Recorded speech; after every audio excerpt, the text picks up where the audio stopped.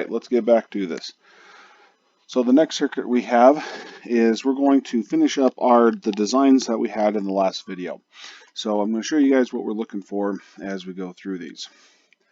All right, so the first design that we had, we can kind of review up here what they were. We want to design an RC filter to be a low pass filter. We want a critical frequency to be at 20 kilohertz. And with the parameters of our capacitor is a 0.047 micro and the VN is 5 volts peak, we got to determine what is the R value that we need and what's our configuration. Where is the output taken off of? All right, so let's kind of start in with that. So we have design number 1, and I'll zoom in here just a little bit.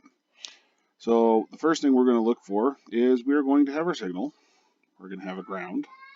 We have 5 volts peak coming in. We're going to have a component. We're going to have another component. And then here is going to be taking our V out. So remember the parameters that we were given. We want a low pass. Our FFC is equal to 20 kilohertz. And the capacitor we're using is a 0.047 microfarad. All right, so the first thing we need to think of is if it's a low pass filter, what does this mean? This means we want a high V out at lower frequencies. We want to pass the lower ones, and as they get up to a certain point, we want that to drop off. So which component are we going to put where? So let's think about it with our XFC versus our R. Our R is not going to change at all depending on our frequency. So, we could get a little bit there, but, that's not what's changing. The changing part is going to be our capacitor. So remember, our reactance formula for our capacitor is 1 over 2 pi times the frequency times the capacitance. So as our frequency goes up, our XFC goes down. So in this case, that's what we're looking for. So as our frequency goes up, XFC goes down. So think about it this way: is we want a low output at high frequencies. This is going to give us meet that condition right here. So our V out, we want to put our capacitor, which means our resistor is going to go there. Oops.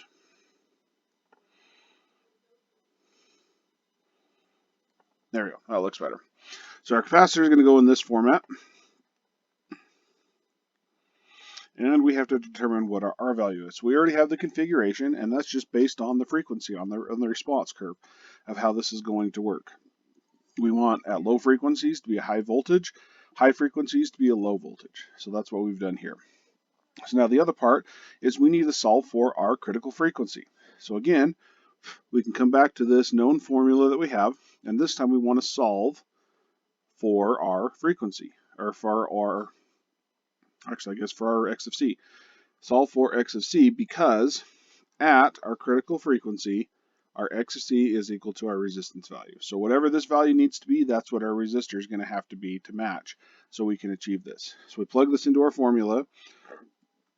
So the XFC is equal to 1 over 2 pi times our frequency, which is 20K, and our capacitance, which is 0.047 micro.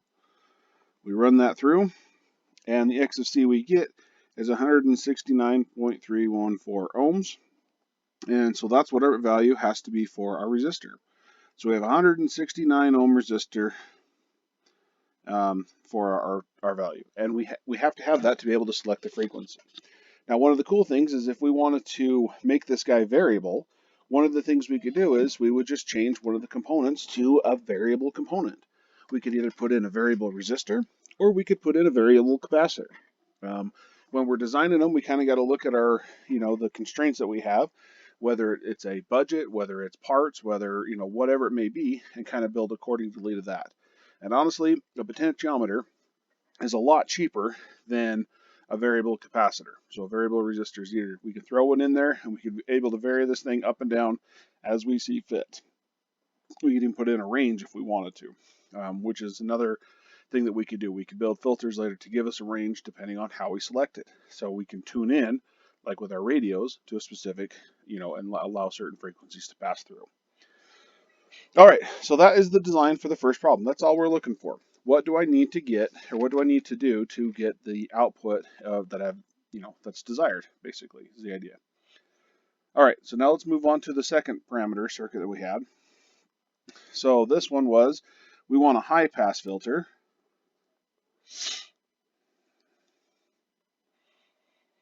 and we want our critical frequency to be 120 kilohertz. Our R value is equal to 2.2K. Our VN is 5 volts peak. So basically what we need to do is, what is our configuration and what is our capacitor value? So again, we'll draw the start of our circuit, and we'll leave a space for our components. And here is our V out. We got 5 volt peak input. Okay, so again, what we're looking at is, we wanted to find out what component we're going to use with the capacitors. So as we looked in the previous example, as the frequency increases, our X of C decreases. So at high frequency, this is going to be dropping a small amount of voltage in comparison to, the other parts. So what we're going to do is, we want it to where we'll have the most amount of voltage being dropped at a high frequency. So if that's the case, we want it to be dropping across our resistor, because this is going to give us a very small value. Resistor's not going to change. And so as the X of C gets smaller and smaller, it's going to take a smaller and smaller portion of the voltage, which means we're going to get larger and larger until eventually we have essentially our 5 volts across our resistor. So we'll throw the resistor in here. We'll throw our capacitor in, and we know we have a 2.2 kilo ohm resistor, and we're looking for our capacitance value. So again, we come back to our X of C formula, our reactance formula. This is where everything we do is based off of. And so now we have our frequency, we don't have the capacitor, but we have our resistance, because those two need to match. So we're going to multiply both sides by the capacitance and divide by the X of C, the reactance. So we end up with, our capacitor is equal to 1 over 2 pi times the frequency of our reactance value, or in this case, our R value. So now that we have this, let's solve for it. So 1 over 2 pi times the frequency, which is 120K, and our resistance value is 2.2K. We take the inverse of that, and the capacitor value that we have to achieve this is equal to 602.86 picofarads. And that is our answer. So now when we plug this circuit in, it's going to filter out any frequency that's lower than the 120 kilohertz. And then once it gets above that, we're going to start to see it above the 0.707, and we're not going to have any attenuation on it. So that's kind of the design of these guys is again, we're just looking at how can we manipulate our formulas to get what we need and to find all the different values. So the next part that we're going to do is kind of moving forward a little bit. So now we're going to look at RL filters. So now that we've done our C filters, we're going to look at its counterpart, the RL filters. Now these guys are going to be solved pretty much the exact same way, with a couple of small slight changes. And those changes being that our reactance formula for inductors is changed a little bit. And so with that changing, it's going to change how we look at, what is the reactance doing as we decrease frequencies. And so we'll get through all those as we go. So let's start off with our RL filters.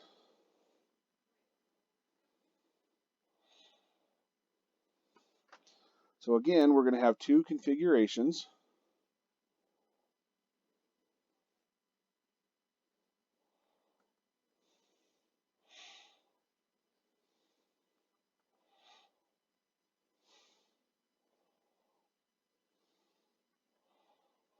Okay, so we have one where we're taking our output across the inductor, and the other one where we're taking our output across our resistor. Now we have to kind of determine which one's which. So remember, our X of L, so the reactance of our inductor, is 2 pi FL. So now that we have that, let's kind of take a second to analyze what these are going to do. So if our frequency goes up, what is our inductance going to, or our inductive reactance going to do? Well, since, we can just look in here and multiply this. If we go from 100 to, 5,000 or whatever it may be, this value is going to get larger and larger. So as our frequency goes up, the reactance of the inductor goes up as well. So that means as when we take the output across our inductor, that's going to be dropping more and more of the voltage because it has more and more resistive nature of it. So in these configurations, they're going to flip. So to get a high pass filter, we're going to take the output across our reactive component, which is the inductor. So this is a high pass filter.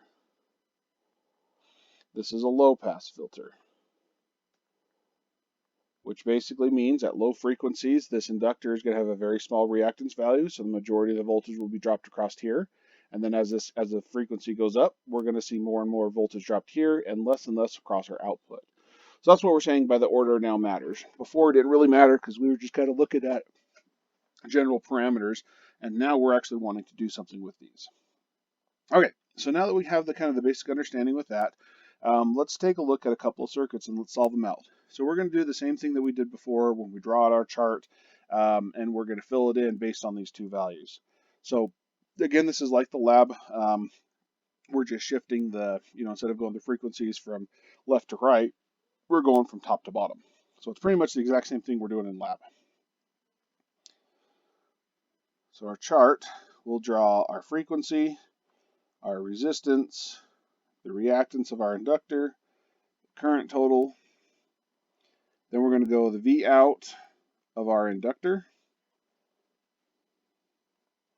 We're going to go the decibel drop of our inductor. We're going to do the voltage out across the resistor and the decibels across the resistor from that voltage. And the frequencies, we're going to do the same set of frequencies that we used before. 60, 6K, 600K, and 60 meg.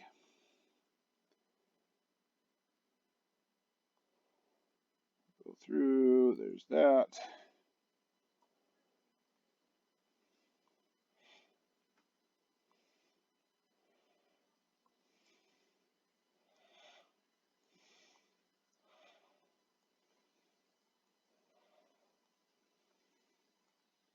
Okay, so now that we have these, we're going to use the following circuit. So we have our circuit, we're going to have our resistor, we'll have our inductor, and then basically when we look at it again, we're going to solve for, using the same values.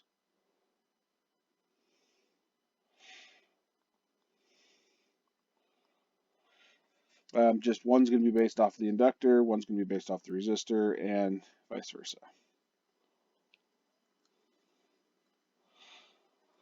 We're just going to solve them both at the same time. Okay, our resistance is going to be another 5K ohm resistor. And the difference is we're going to have a 40.2 millihenry inductor. And it's going to have a winding resistance of 150 ohms.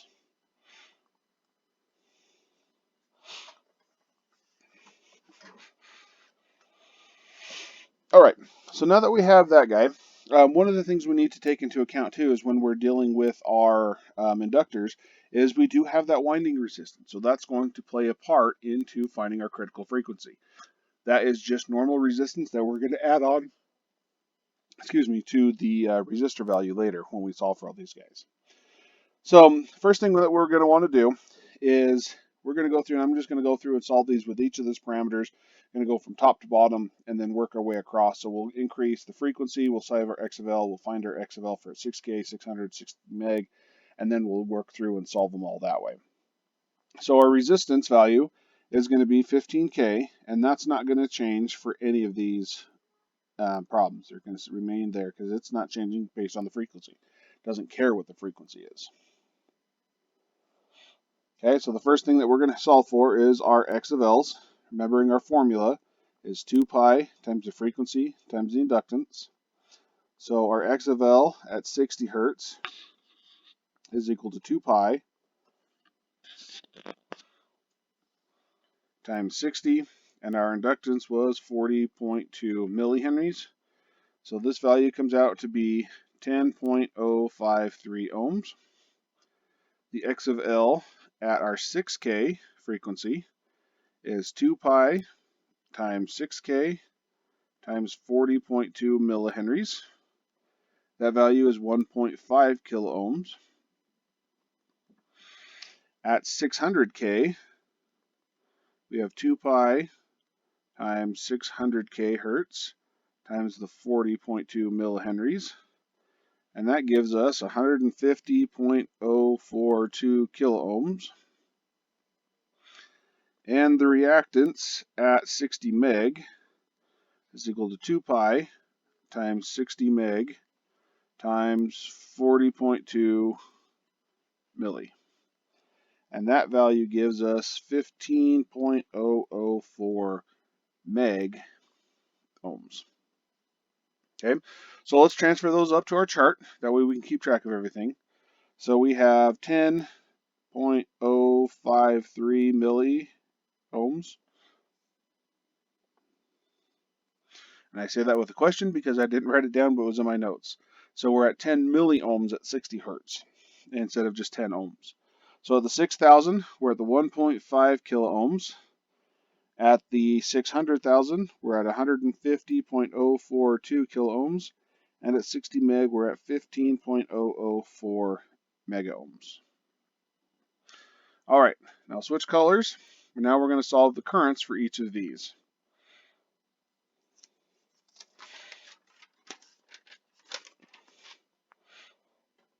We found the dice. Cool, I'm glad you found the dice. All right, so the next part we need to do is now we need to find our impedance totals because we have to take into account that extra winding resistance of the resistor. So we have our impedance totals at 60 hertz is equal to 15,150, so we're including the winding resistance, plus J of 10.053 milli, which is the reactance that we found, and that's kind of a bad milli. So the total comes out to be, when we convert this into polar, is 15150 at an angle of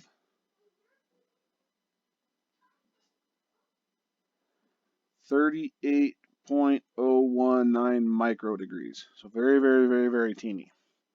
Essentially zero. The impedance total at our 6 kilohertz is 15150 plus J of 1.5K. Now we convert that. That turns into 15,224 at an angle of 15.654 degrees. Z total at 600K is equal to 15,150, so that's our resistor again plus the winding resistance, plus the impedance of our inductor, so 150.042 kiloohms. So we have 150.805 kiloohms at an angle of 84.234. And our 60 meg, so 15,150, and again that's not changing because the resistance doesn't change with frequency, plus the 15.004 mega ohms, and that gives us a total of 15.004 mega ohms at an angle of 89.942 degrees. Okay, so now that we found our total impedance, before, like when we did it with the capacitors, we could just add these straight and not worry about it because we didn't have, we didn't have to worry about the extra resistance. But we have to remember to take that into account when we're solving these equations.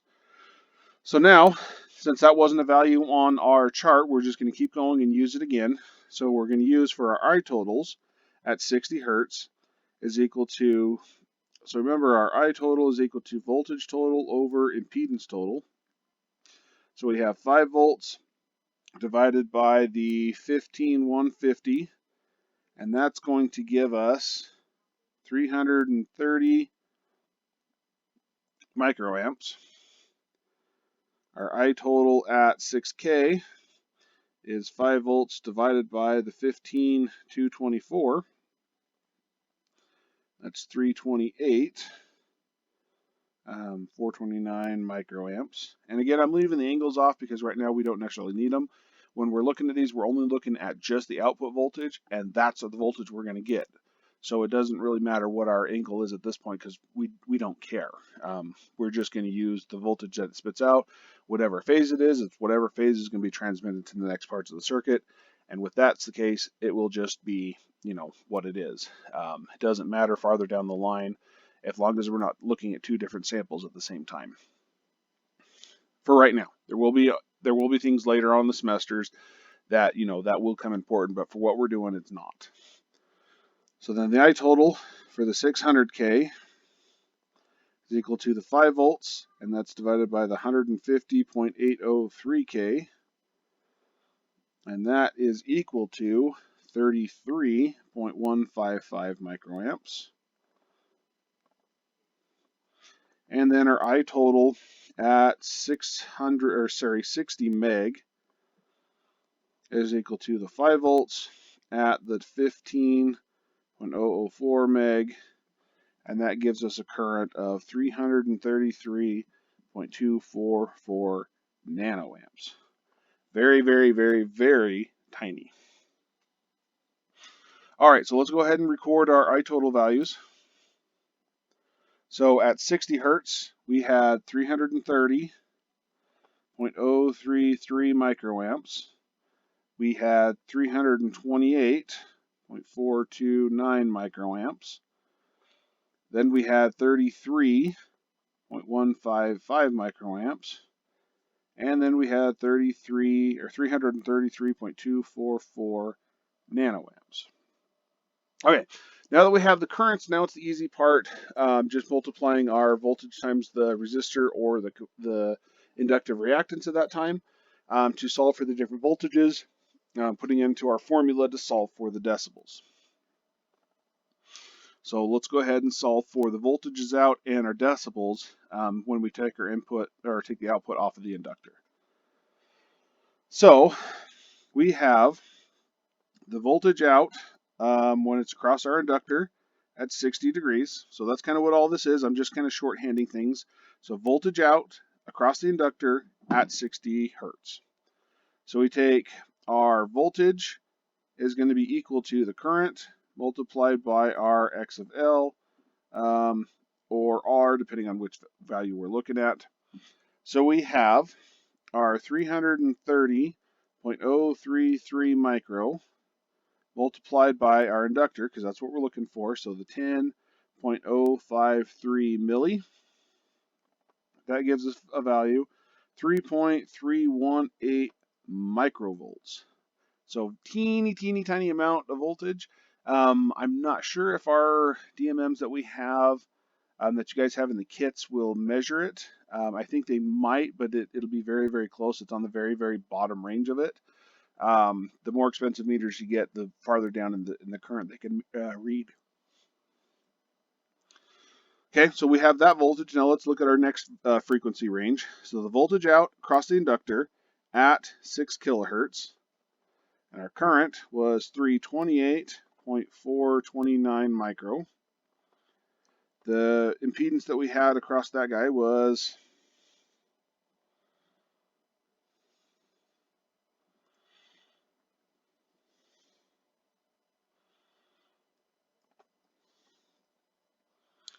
and actually, I just realized I made a mistake. I know, heaven forbid the teacher actually makes a mistake. One of the things that I'm doing here is I just realized after I went through and solved all these guys, but what I'm doing is I have not included our winding resistance in this circuit. So right now, if you take a look, the very, very first problem that we have, or the first equation here that we have at our 60 hertz, we only have 10 milliohms of inductive reactance in the circuit. But we are also forgetting to the fact that we can't physically separate those two values out. They're both combined together. So instead of this value, we need to be using the combined impedance of the inductor, not just the reactance of this guy. And especially on this one right here for the voltage out, that's going to make a huge difference on our equation. Because instead of only having 10 milliohms of resistance, we're going to have a lot more. So let me go ahead and recalculate those real quick before we get too far ahead of ourselves. Especially for these first two, it's going to matter. But after we get to the next one at 600 kilohertz, remember that we've got 150,000 ohms. 150 ohms isn't going to be much of a difference. We're not going to see hardly anything at all. We'll just see it mostly on the phase angle calculations. So let me rerun those real quick, and I will correct those values. So these ones are wrong because we used the wrong Z total for our inductor at the time. All right, so let's figure that out real quick because it's not something we did up here. We just kind of combined everything together with the resistor. So we want to find the impedance of our inductor at these different frequencies. So we got 60 hertz. We got the impedance at 6K. We got the impedance at 600K, and we have the impedance at 60 meg. So here we have 150 plus J of the 10.053 milli. We have the 150 plus J of the 1.5K, just kind of going down the line. At 600,000 hertz, we have the 150 ohms plus the J of 150.042K. And at the 60 meg, we have 150 ohms plus J of 15.004 mega ohms of resistance. Okay, so we'll get these guys converted over into their polar equivalents. Again, I'm just going to drop off the angles because right now I don't care what they are. I just know that it will have an effect on them. And we're looking for the overall total impedance. So the first one we have 150 ohms and the 10.053 milliohms. That comes out to be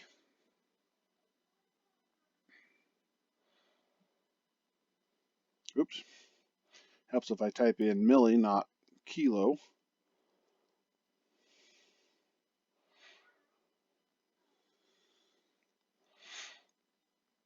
So this ends up being 150 ohms at a very, very, very small angle. So we're looking at essentially at 0.004 degrees. So pretty much zero.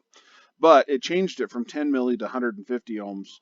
And so this is why this is really, really important to know what that value is, because it will change it and it will have some effect on what's going on. It can only get down to so far, and then it pretty much is just the winding resistance. The inductance is taken out of the equation. So our next one, we have the 150 ohms, and we have the 1500, the 1.5K ohms of inductance. This total comes out to be 1,507. And that gives us an angle of 84,289. My calculator will just do this for me. I have it programmed in there, so that's why I'm putting them on there. But in my next calculations, I'm just going to ignore those. Next one, we have 150 ohms, and we have 150,042 ohms. So that gives us 15,042. So that didn't change at all. And our angle is 89,943. And the last one to take into account is 150 ohms plus the 15.004 mega ohms. So we have the 15.004 meg, and this is at an angle of 89.999, and there's probably 3 more nines after that degrees. So it's pretty much that. So we need to make sure we take this into account, the winding resistance. If not, it's going to throw all of our values off. So now that we have those, now we can actually solve for the correct voltage drops. So the voltage drop across our inductor at the 60 hertz is equal to the current, and that's which we already took those into account, so the currents are correct. So we have the 330.033 microamps multiplied by this new impedance of 150 ohms.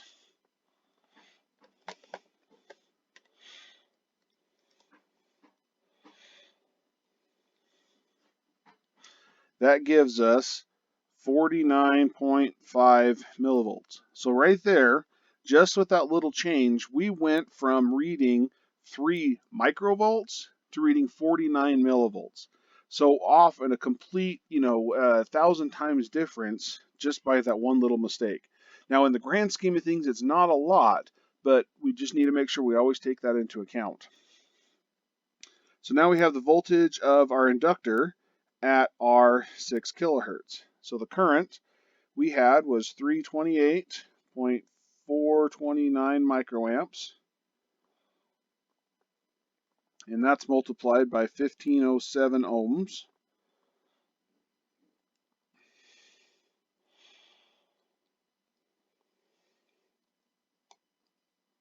And that gives us about the same what we had before, 494.943 millivolts. It gave us 2 extra millivolts out of this equation. So you can see how much of a difference it doesn't make in the once we get higher X of L values. But especially this very, very first one, that changed it drastically. Okay, voltage of our inductor at 600 kilohertz. Our current is 33.153 microamps. And our impedance was the 150,042. 50,042 times our current. So that gave us a 4.974 volts. And the voltage of the inductor at our 60 meg is 333.244 nanoamps times our 15.004 mega ohms.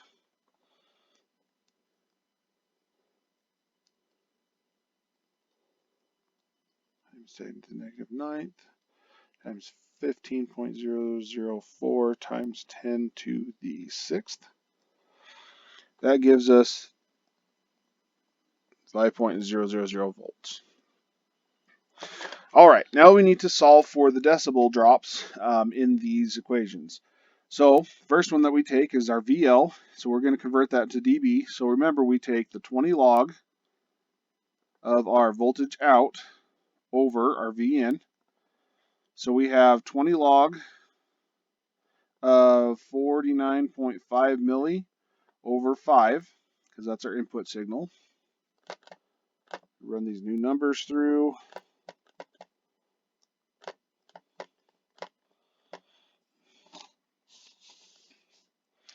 So we end up with a negative 40.087 dB drop. So we're dropping that many times, which is huge. It's pretty much non-existent at that point. Next one, 20 log 494.943 millivolts. We divide that by our 5 of 494.943 and our 5. That gives us a negative 20.08 decibels. The next step is our 20 log times the 4.974 over our 5.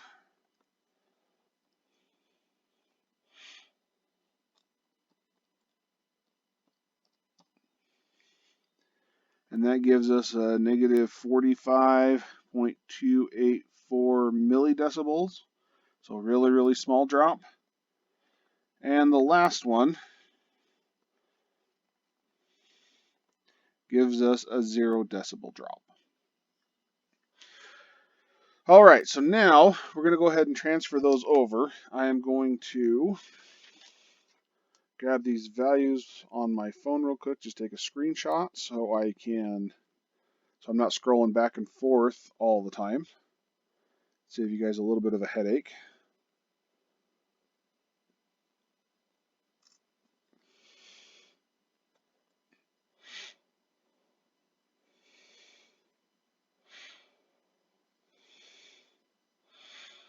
All right, so the voltage out at 60 hertz was 49.5 millivolts. The next one was 494.943 millivolts. After that was 4.974 volts, and then it was 5 volts on the money. The decibels was negative 40 dB. The next one was a negative 20.08 dB. The next one was a negative 0.045 dB. So I'm just converting that from milli into the regular number so it's easier to compare. And then this one was at 0.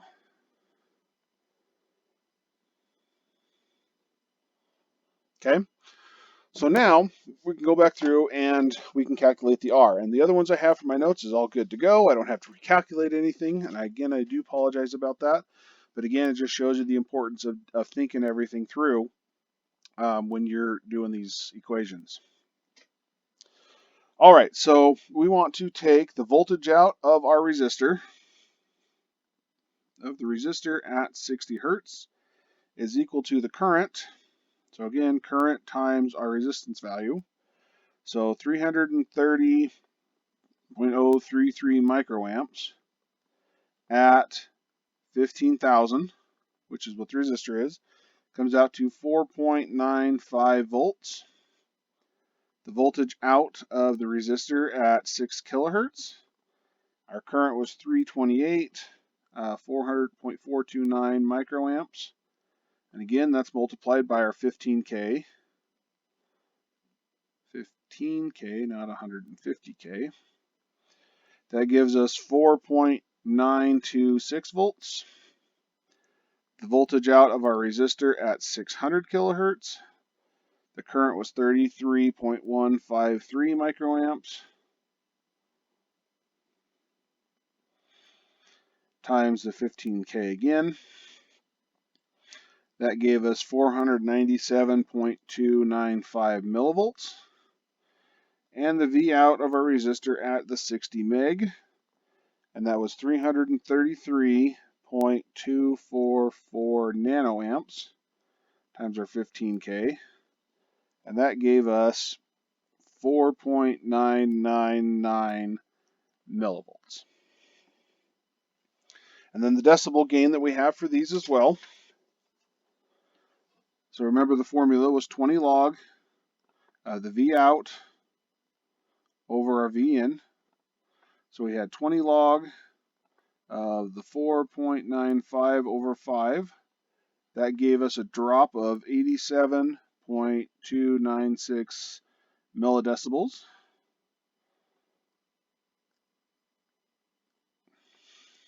Again, we have the 20 log of the 4.926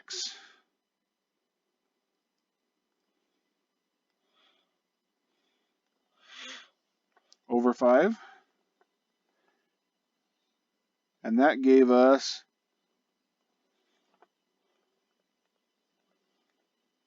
129 or negative 129.512 milledecibels. The next range was 20 log of the 497.295 milli over 5. That gave us a negative 20 decibel drop. And the 20 log of 4.999 milli over 5 gave us a negative 60 decibel drop.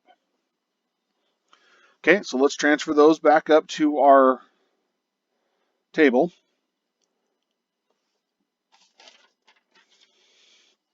We've got the 4.950 volts, 4.926 volts, the 497.295 milli, and the 4.999 milli. And the decibel drops was minus 0.087. This one was a negative 0.12, we'll go 130. The next one was a negative 20, and the last one was a negative 60. So now, just like what we had before, we can see these trends of these guys. And now we'll kind of chart them out. And again, when I'm doing this, I'm just kind of freehanding this. Usually you'll want these things to line up rather well. You want, do it so that everything looks nice, everything lines up. This is just real quick for this. I didn't have anything for those prepared. So again, our response is this is our frequency. We've got 60 hertz. We have our 6 kilohertz. We have 600 kilohertz. And we have 60 megahertz. We have 1, 2, 3, 4, 5 volts. And actually,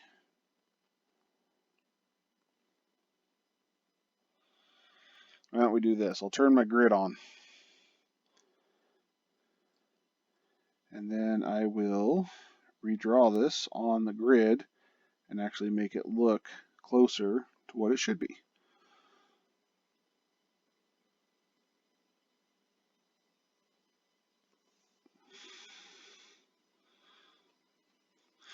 So I'm going to go 1, 2, 3, 4. So that is our 60. 1, 2, 3, 4. That's our 6K. 2, 3, 4. That's our 600K.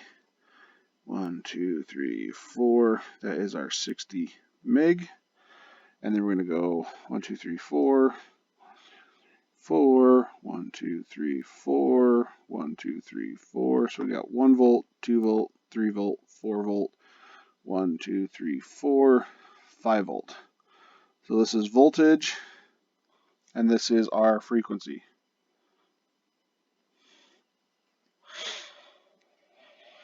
So the first one we will do with the output of our inductor in red,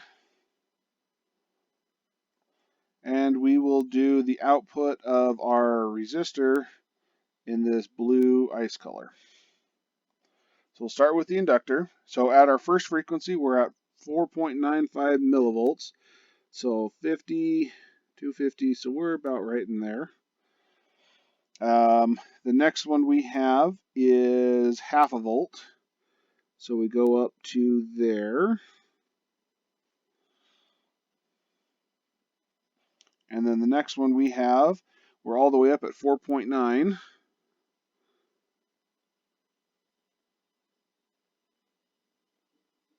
So we're right there. And then the next one, we are up here at 5.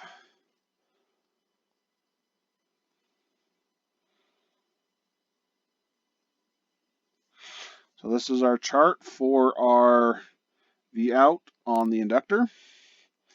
And then on the resistor, we start out at 4.95 volts. So again, we're almost to that line. Then we drop just ever so slightly. And then once we hit the 600K, we drop down to a half a volt. And this one, we are pretty much at 0. So this one,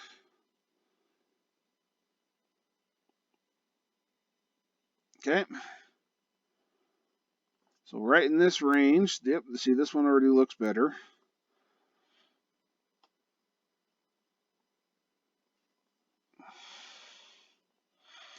So here is our 0.707 of our volts peak of about 3.5 volts. And our frequency is going to be, right in between this. So if we were to go up kind of a decade in between these are jumping 2 decades. So this is going to be about 60 kilohertz. Just eyeballing it real quick off of our graph. Okay, so now let's actually solve what is the critical frequency of this guy. Okay, so the first thing that we need to do is we need to solve for it. So remember our critical frequency. So the reactance of the inductor is equal to 2 pi times F times L. To solve for F, we need to get everything away from it. So we're going to divide both sides by 2 pi times the inductance. So our frequency is all by itself is now equal to the XL over 2 pi times inductance. And in this case, XL is equal to R, and R is equal to 15,000. So we plug this into our calculator. So our critical frequency is the 15,000 ohms divided by the 2 pi times our inductor, which was 40.0 0.2 milli.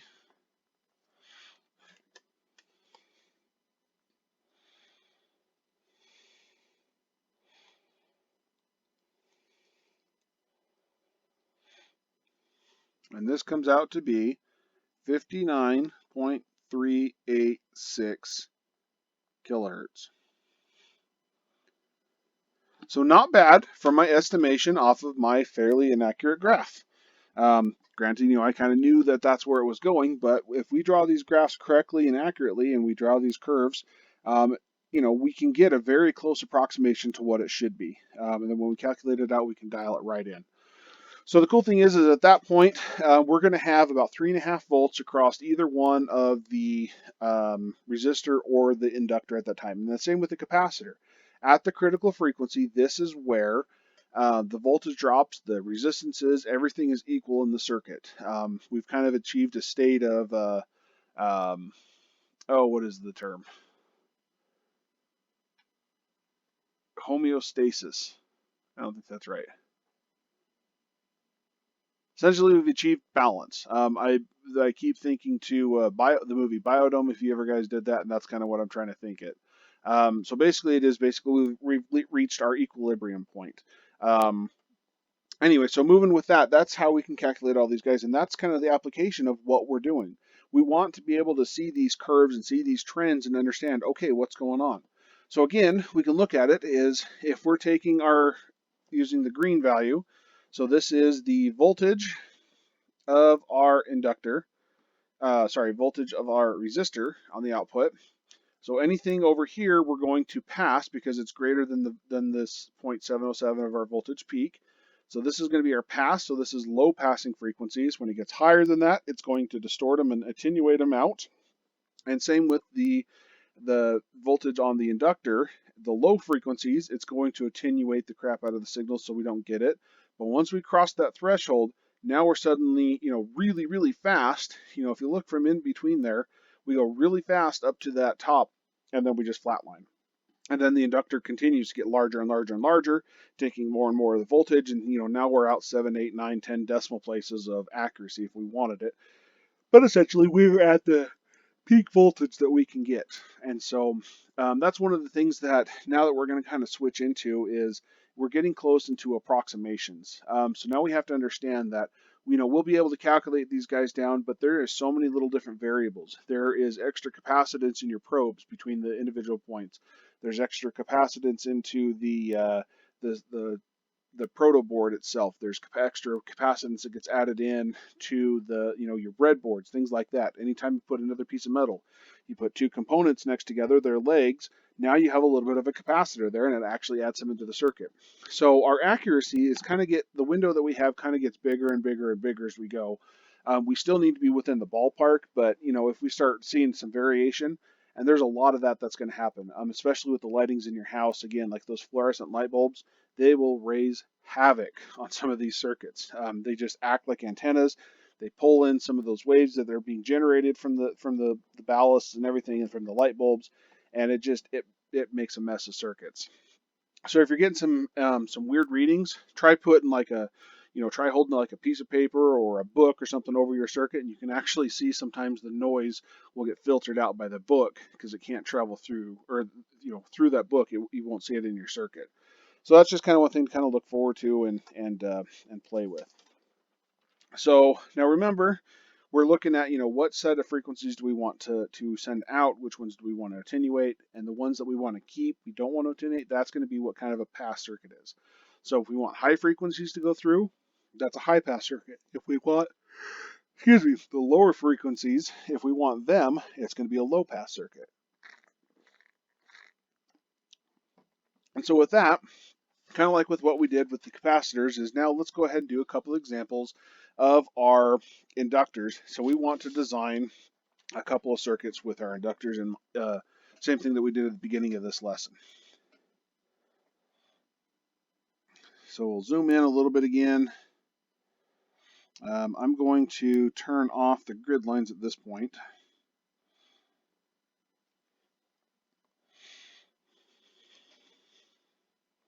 Change colors up a little bit. So we're going to have an RL circuit design.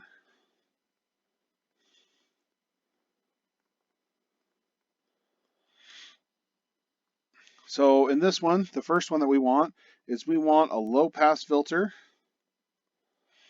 We want the VN to be equal to 5 volts peak. We want our FFC, our critical frequency, to be 1 kilohertz. And the resistor that we're going to use is 5.6 kiloohms. So that's circuit 1. We want to know basically what is our inductor value and the circuit setup. How is it constructed? The second circuit that we're going to want to do is we want to do a high pass. Vn is going to be equal to 15 volts peak. Our critical frequency is going to be equal to 2 megahertz. So we're wanting the really, really high frequencies this time. And our inductor is 1.786 henries.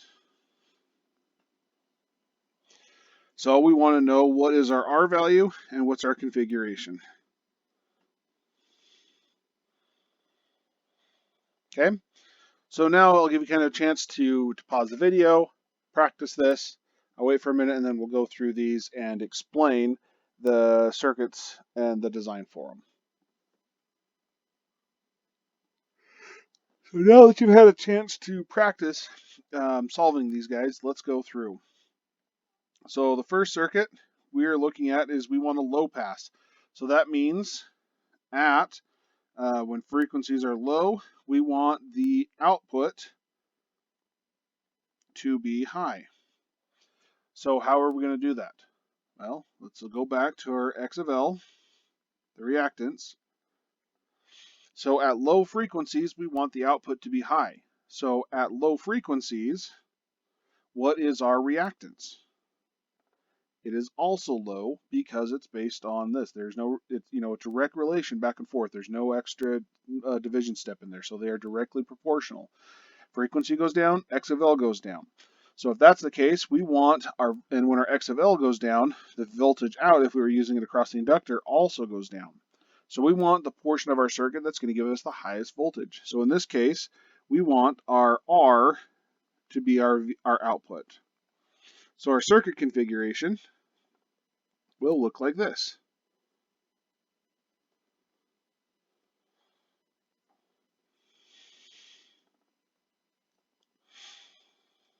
Okay, and we have 5.6 kiloohms across our resistor.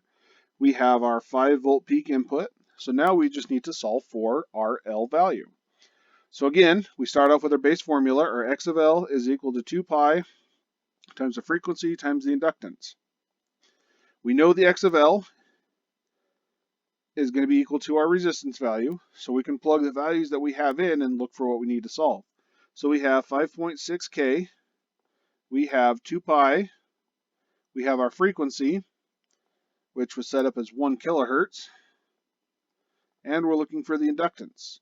So we divide both sides by our 2 pi times the frequency on both sides. Those will cancel out.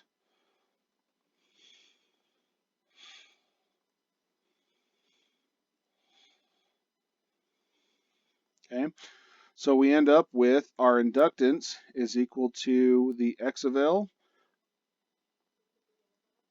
Let me write this in, 5.6K divided by 2 pi times 1K. So again, in the formula, we have the X of L divided by 2 pi times R in frequency is equal to the inductor. We run that through our calculator and we get an inductor of 891.268 millihenries. So then our final circuit is going to look like this.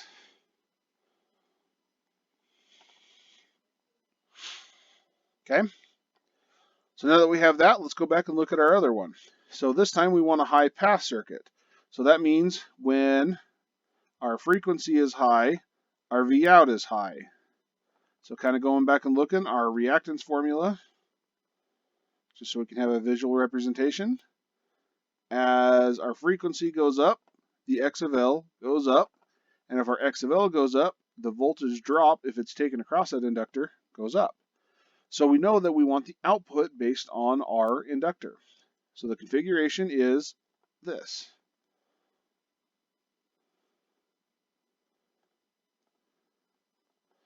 Our L, our resistor, we have 1.786 henries. We have 15 volts peak, and our frequency is 2 megahertz. This one I forgot to put down 1 kilohertz. Okay, so same thing as before, we have our formula for reactance is equal to 2 pi times the frequency times the inductor. And we want to solve for this X of L value. Actually, we want to solve for this X of L value. So we don't even have to change anything around because X of L needs to be equal to R. And so we can solve this direction and find that value. So we just plug everything in. So 2 pi times our 2 meg times our inductor, which is 1.786. The resistance value we have on this guy is going to be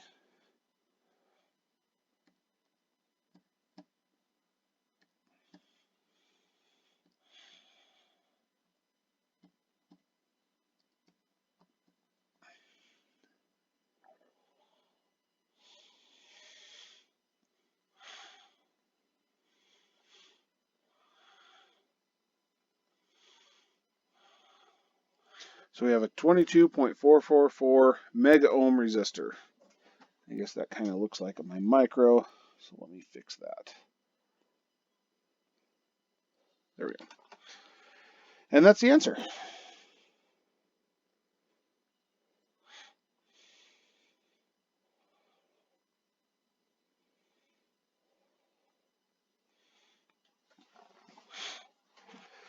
Okay, so now we've gone through a couple of circuit designs. So we can go from, depending on what components we have on hand, or if we want a specific type of frequency or a specific type of filter, we now have two options. We can build one out of we can build high pass, low pass, and we can build them each out of resistors, capacitors, and inductors.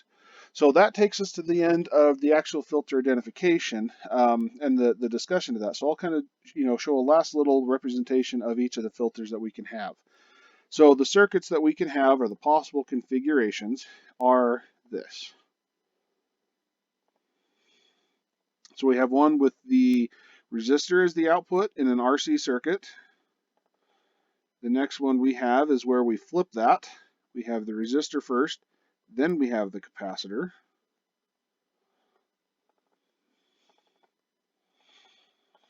The other type of configuration we can have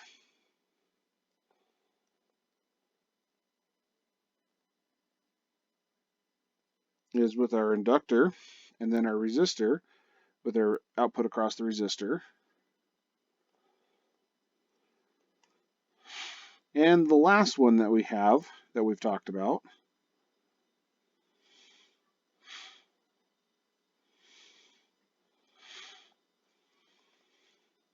is this. So instead of memorizing these configurations, take a look at what is going on in the circuit to determine what is what. Because we need to know which one is which one's a high pass, which one's low pass. And as we go through and look, we can just look, we'll just, do a quick little logic test to it to find out. So the big thing is to look at is remember, what is our reactance doing? Is it going up or is it going down as the frequency goes up and goes down? Okay. So let's go ahead and number these. So the first one, as our frequency goes up, the reactance of the capacitor goes down. So as the reactance of the capacitor goes down, the voltage drop across it goes down. So that voltage has to be dropped somewhere. So it's being dropped across the resistor. So as frequency goes up, we have a high output on our resistor because this is getting smaller and smaller. So this is a high pass filter. Because our output is taking across the voltage or across the resistor, which voltage is going up and up and up as this reactance goes down and down and down. So we have a high pass filter for number one. For number two, as frequency goes up, the X of C goes down, so that doesn't change. But now our output is across the capacitor. So when we have a smaller and smaller reactance value, we're going to have a smaller and smaller voltage drop. So now this is a low pass filter because it's allowing lower frequencies to give us the best output, where the other one, the higher frequencies, give us the best output. Okay, now let's look at the RL circuits. So again, as our frequency goes up, our X of L goes up, which means the voltage drop across it is going to go up. And in this case, when we look, if the voltage of the inductor keeps going up and up and up, that means the resistor voltage has to keep going down and down and down. So eventually what's going to happen at a higher frequency, we have a low output. So if that's the case at high frequencies, at low frequencies, we're going to have a very high output on our resistor. So it's all, like I said, a comparison on what's going where. So this one is a low pass filter because it's going to have a higher output at lower frequencies. Lower frequencies means smaller X of L, which means smaller voltage drop, which means the resistor is going to have a larger voltage drop, and our output's taken across that resistor. Now looking at the inductor, again, as the frequency increases, the reactance of our inductor increases, which also means the voltage drop across the inductor increases. And if we're measuring our output across the inductor, at high frequencies, it's going to have a high voltage drop. Low frequencies, it's going to have a low frequency drop, or low voltage drop. So this means this is a high pass filter.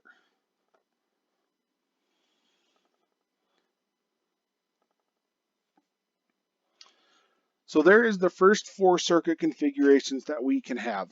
The next sections that we're going to get into are going to be a little bit more complicated because we're going to combine resistors, capacitors, and inductors all together. But the cool thing is with these guys is now, instead of just filtering out a frequency higher or lower than a value, now we're going to start getting into, now we can select a range of frequencies based on our capacitor and our inductor.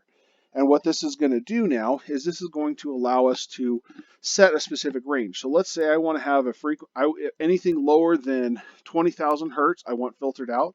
Anything higher than 40,000 hertz, I want filtered out. So now we can actually design a filter to give us this. So we can select a band that we want to keep, which is a band pass. We're going to allow the frequencies in this range to not be affected at all.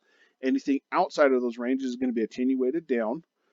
And then the alternate to that is we're going to select a range of frequencies that we want to filter out. So maybe we have a couple of systems together where we have a bunch of signals that are coming in and different frequencies, and so we want to just filter out the extra stuff that doesn't apply to us. So maybe the whole range of frequencies to this tool, except for from 5,000 hertz to 6,000 hertz contains information we want.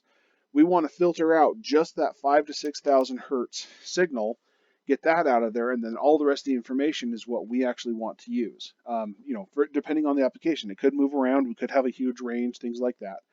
And so like I said, we're going to go through and we'll talk about these, how we can control it, because we can control how wide of a band we want. Our bandwidth, we can control how wide the frequency spectrum is. We can control all different things by the resistance, the capacitors, and the inductors. And I'll show you guys how we get through those in the next videos. So the next ones we're going to get into is we're going to shift from critical frequencies to resonant frequencies. And this is going to be the big change where our reactance values need to be equal versus just our resistance and the reactance values.